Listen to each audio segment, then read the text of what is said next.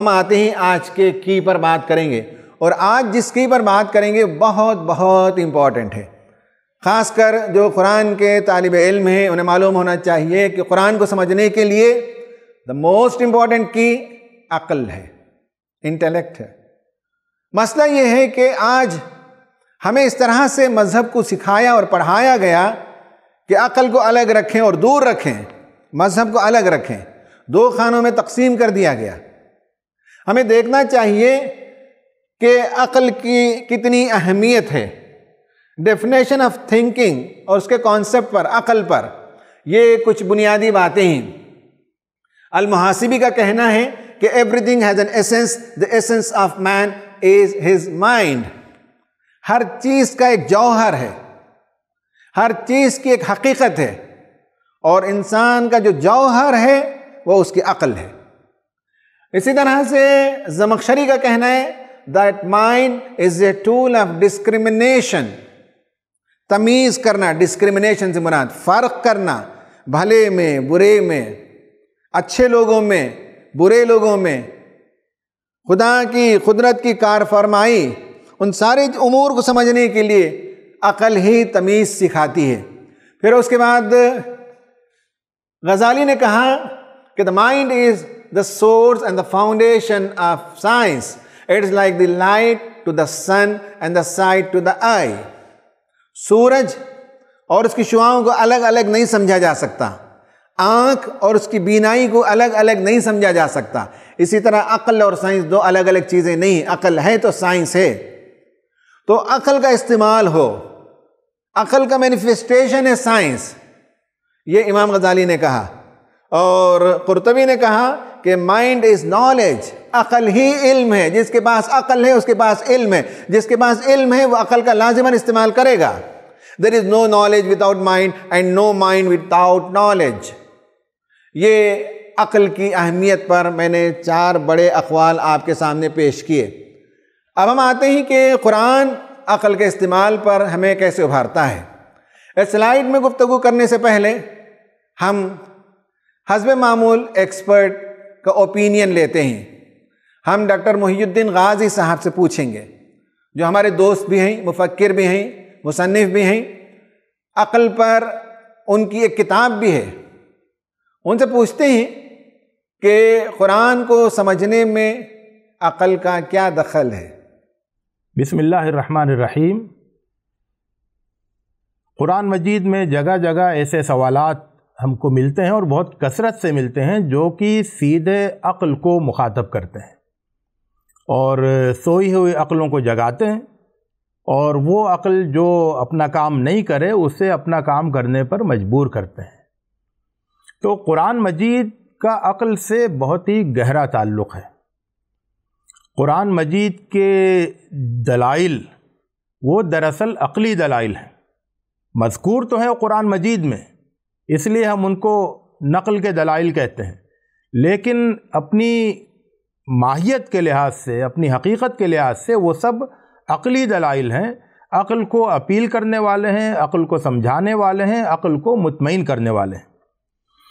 قرآن مجید اور عقل میں بہت گہرا رشتہ ہے۔ قرآن مجید ظاہر ہے کہ اللہ تعالیٰ کی کتاب ہے، اللہ تعالیٰ نے قرآن مجید نازل فرمایا ہے، اور عقل بھی اللہ تعالیٰ کا عطیہ ہے، جس کے ذریعے سے اللہ تعالیٰ نے انسان کو خلافت کا مقام عطا کیا ہے، اور دیگر بہت ساری مخلوقات پر فضیلت بخشی ہے۔ تو وہ اسی عقل کے ذریعے سے بخشی ہے، جو کہ بہت ہی منفرد قسم کی عقل جو کہ انسانوں کو عطا ہوئی ہے، ایسی عقل جو کہ کسی اور مخلوق کو، زمینی مخلوق کو عطا نہیں ہوئی ہے۔ تو یہ عقل بھی عطیہ خداوندی ہے، اور جو وحی ہے اور قرآن مجید ہے وہ بھی اللہ تعالیٰ کا عطیہ ہے، اللہ تعالیٰ کی نعمت ہے۔ تو ان دونوں کے درمیان مکمل طور پر ہم آہنگی پائی جاتی ہے، دونوں کے درمیان مکمل طور پر ہم آہنگی پائی جاتی ہے۔ وحی جو کچھ کہتی ہے، قرآن مجید میں جو کچھ بیان کیا گیا ہے، وہ چیزیں ہیں جن پر عقل کو اطمینان حاصل ہوتا ہے، اور یہی وجہ ہے کہ قرآن مجید عقل پر کہیں بھی پابندی نہیں لگاتا ہے، بلکہ عقل کو مکمل آزادی دیتا ہے۔ کسی طرح کی پابندی آپ کو قرآن مجید میں عقل پر نہیں ملے گی۔ صرف اتنی پابندی ہے کہ وہ ظن کی اتباع نہیں کرے، وہ ہوا یعنی خواہشات نفس کے پیچھے نہیں چلے۔ ان پابندیوں سے آزاد ہو کر اور ایسی دیگر پابندیوں سے آزاد ہو کر عقل کو اپنا کام پوری آزادی کے ساتھ کرنا ہے اور بغیر کسی قید و بند کے ساتھ کرنا ہے۔ یہ بات بہت ہی قابل ذکر ہے کہ پورے قرآن مجید میں کہیں بھی عقل کی مذمت نہیں کی گئی ہے، کسی طرح کی اشارے کنائے میں بھی عقل کی مذمت نہیں کی گئی ہے۔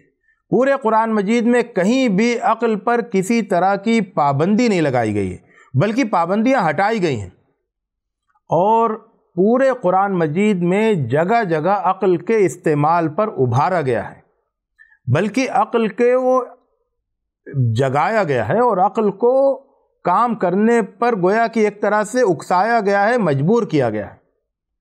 اور پورے قرآن مجید میں جگہ جگہ عقل کو نہیں استعمال کرنے کی شدید مذمت آئی ہے۔ تو اس طرح سے ہم دیکھتے ہیں کہ قرآن مجید اور عقل کا بہت ہی گہرا، بہت ہی دوستانہ اور بہت ہی ہم آہنگی والا تعلق ہے۔ کسی بھی کتاب کا عقل سے اتنا گہرا رشتہ نہیں ہے جتنا قرآن مجید اور عقل کا ہے، اور کسی بھی کتاب میں عقل کے استعمال پر اتنی زیادہ عقل کے استعمال کی اہمیت کو نہیں بیان کیا گیا ہے، اس پر اتنا زور نہیں دیا گیا ہے جتنا زور قرآن مجید میں دیا گیا ہے۔ تو ہمیں چاہیے کہ جس طرح سے ہم قرآن مجید پر اللہ تعالیٰ کا شکر ادا کرتے ہیں اور اس میں ہدایت تلاش کرتے ہیں، اسی طرح سے عقل کی نعمت پر بھی اللہ تعالیٰ کا شکر ادا کریں اور قرآن مجید کو سمجھنے میں عقل کا بھرپور استعمال کریں۔ یہی قرآن مجید کا حق ہے اور یہی عقل شریف کا حق ہے۔ اللہ رب العزت ہمیں اس کی توفیق عطا فرمائے۔ وآخر دعوانا الحمدللہ۔ خواتین حضرات، آپ نے سنا ڈاکٹر غازی صاحب سے کہ عقل بہت ہی اہم ترین چیز ہے، عقل کے استعمال کے بغیر قرآن کو سمجھا نہیں جا سکتا، حق اور باطل میں تمیز کرنے والی شے عقل ہے۔ جو لوگ گمراہ ہو گئے، عقل نے گمراہ کر دیا، تو عقل گمراہ کرتی بھی ہے تو عقل ہی سے پہچانا جا سکتا ہے۔ اب آپ دیکھیے کہ number 1، Quran is not the book of science but it is the book of science۔ Quran science نہیں سکھاتا، البتہ آیات پیش کرتا ہے غور و فکر کے لیے۔ سورج کو دیکھو، چاند کو دیکھو، زمین کو دیکھو، میاں بیوی کے جوڑوں کو دیکھو، بے شمار نشانیاں پیش کرتا ہے، ہم آگے کی سلائیڈ میں بتائیں گے۔ غور و فکر کرنے والوں کے لیے، عقل کا استعمال کرنے والوں کے لیے قرآن ایڈریسز انٹیلیکٹ، بار بار عقل کو اپیل کرتا ہے۔ بتاؤ 2 خدا ہوتے تو کیا ہوتا؟ بتاؤ کہ اگر خدا تعالیٰ کی طرف سے نازل کردہ کتاب قرآن نہیں ہے تو قرآن کے اندر کانٹرڈکشن تم ضرور پاتے، نکال کر تو دکھاؤ۔ تم کہتے ہو کہ محمد صلی اللہ علیہ وسلم مجنون ہی، نعوذ باللہ، غور کر کے بتاؤ کہ مجنون کی کیا کیفیت ہے۔ بہت سے امور میں اللہ تعالیٰ نے ایڈریس کیا انٹیلیکٹ کو، عقل کو ایڈریس کیا۔ نمبر 3 ہے کہ قرآن has nowhere cautioned about mind۔ قرآن نے بتایا نفس سے ہوشیار رہیں، قرآن نے یہاں تک بتایا بیوی سے ہوشیار رہیں، بچوں سے ہوشیار رہیں، یہ تمہاری آخرت برباد کر سکتے ہیں، یہ تمہارے لیے آزمائش ہیں۔ لیکن عقل کے بارے میں کہیں ایک مرتبہ بھی نہیں کہا کہ عقل سے ہوشیار رہنا، عقل تمہیں گمراہ کر دے گی، قرآن میں کہیں نہیں ہے۔ قرآن میں جب بھی عقل کا ذکر آیا ہے تحسین کے لیے آیا ہے، اس کی عظمت بیان کرنے کے لیے آیا ہے، تو قرآن میں عقل کو بڑی اہمیت دی گئی ہے۔ Number 4، there is no contradiction in عقل and شریعہ۔ ہمارے علماء نے اس پر بہت کام کیا ہے، شریعت کے مقاصد بیان کیے ہیں، شریعت پر جو کتابیں لکھی گئی ہیں ان سب میں ریشنل اپروچ پایا جاتا ہے۔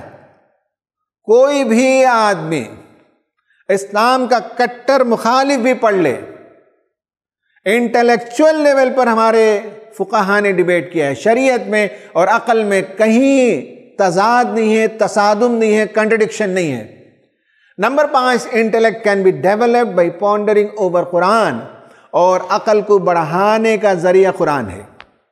ہمارے اس درس کو سننے والے خاص کر طلبہ نوجوانوں کو میں بتاؤں گا کہ قرآن کو جتنا آپ پڑھیں گے اتنا آپ ذہین ہوں گے، اتنا آپ کا انٹلیکچول گروتھ ہوگا، اتنا آپ کو سمجھنے کے نئے نئے ڈائمنشنز ملیں گے، ہیومن بیہیویئر سے لے کر سائنس تک اور سوشل سائنسز اور سماجی معاملات، ہر چیز میں آپ درک پیدا کریں گے۔ عقل کی ترقی اور عقل کی نشو و نما قرآن میں مضمر ہے۔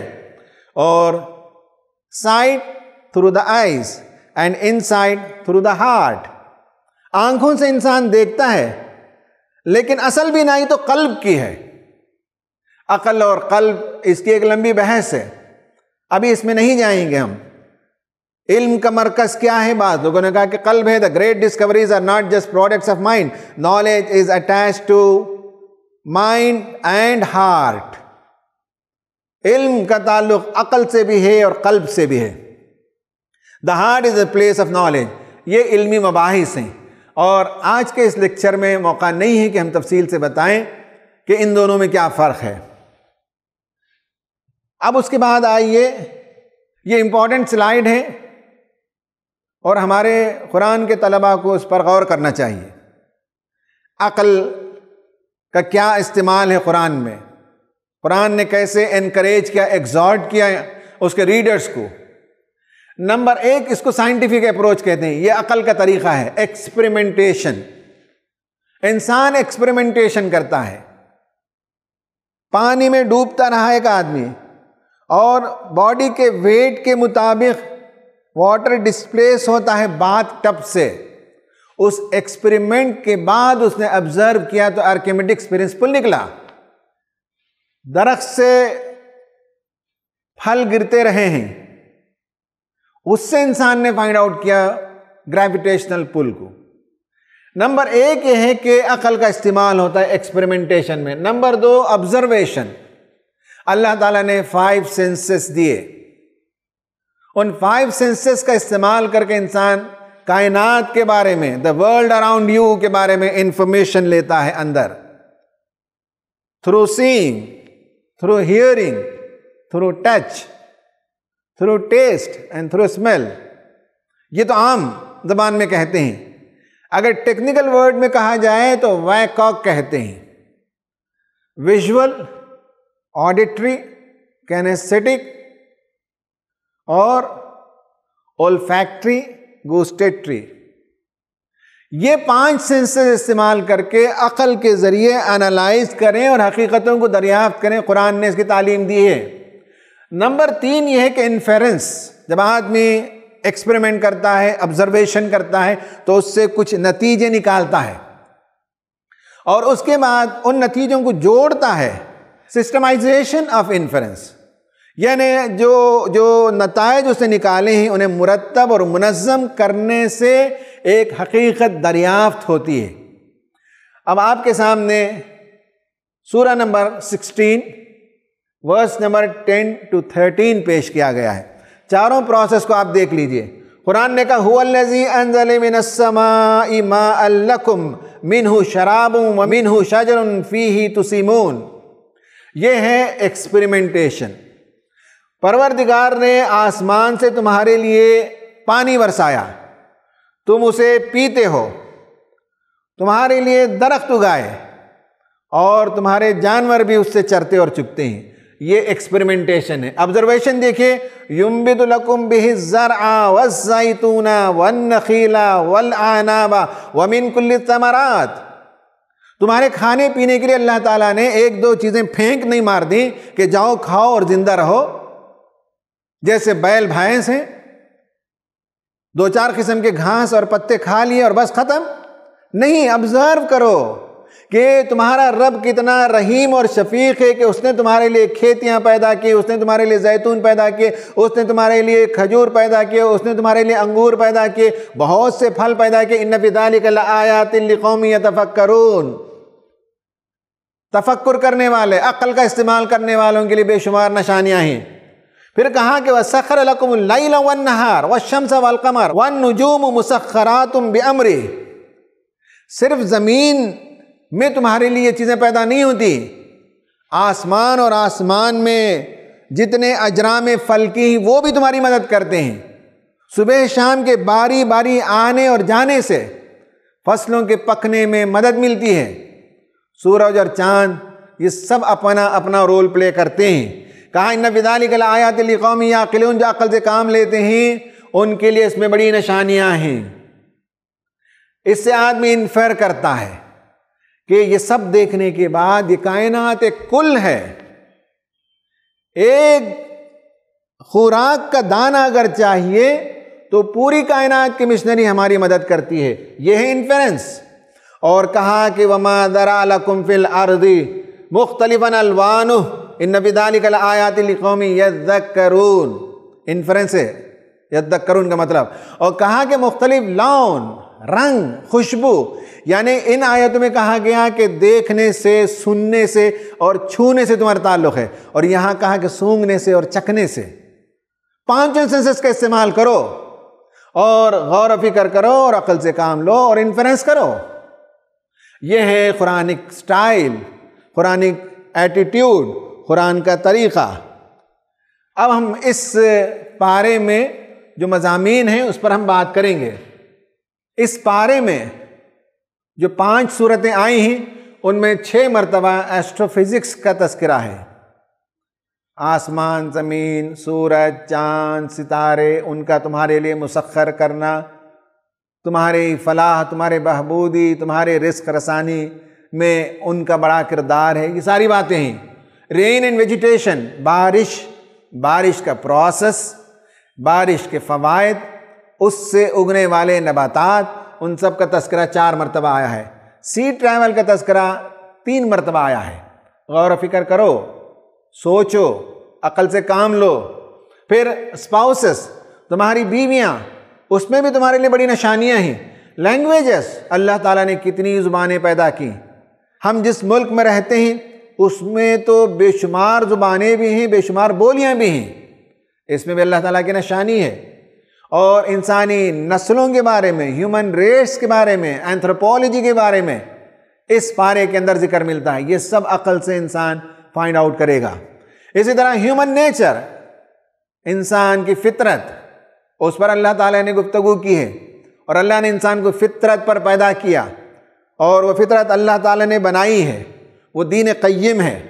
اس فطرت کو انسان بگاڑتا ہے، اس فطرت کو انسان مسخ کرتا ہے، شیطان کی راہوں پر چل کر اور نفس کی اتباع کر کے انسان اپنے فطرت سے انحراف کرتا ہے، ورنہ فطرتاً انسان اسلام پر پیدا ہوتا ہے۔ ہیومن سائیکالوجی 3 مرتبہ آیا ہے۔ خوشی میں اس کا بیہیویئر کیسے، غم میں اس کا بیہیویئر کیسے، پھنس جاتا ہے تو اس کا بیہیویئر کیسے، اللہ تعالیٰ سے کیسے دعا مانگتا ہے، اللہ تعالیٰ اس کی مدد کرتا ہے تو پھر اس کا بیہیویئر کیسے ہوتا ہے۔ ویلتھ ڈسٹریبیوشن، اس کے بارے میں بھی تذکرہ آیا کہ اللہ تبارک و تعالیٰ نے سب کو یکساں نہیں بنایا، بعض لوگوں کو مالدار بنایا، بعض لوگوں کو بقدر ضرورت رزق عطا کیا، ان سب کے پیچھے حکمتیں اللہ تعالیٰ نے بیان فرمایا۔